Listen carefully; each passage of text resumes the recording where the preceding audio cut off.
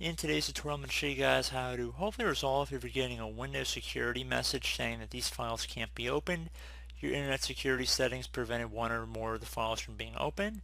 So there's a few different ways that this was caused, but in this tutorial I'm going to show you guys how to actually allow these items to run if you're prompted for them. So this should hopefully be able to resolve future issues you have with this as well.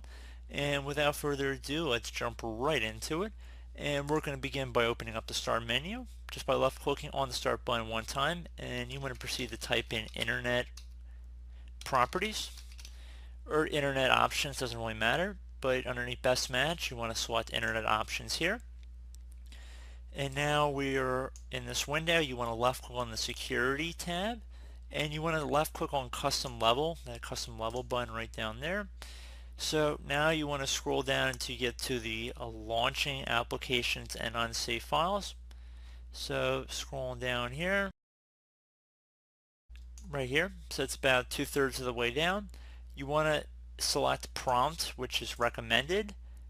So instead of just blocking it outright, so if it's set to disabled, you want to set it to prompt, which is recommended, and then left click on OK.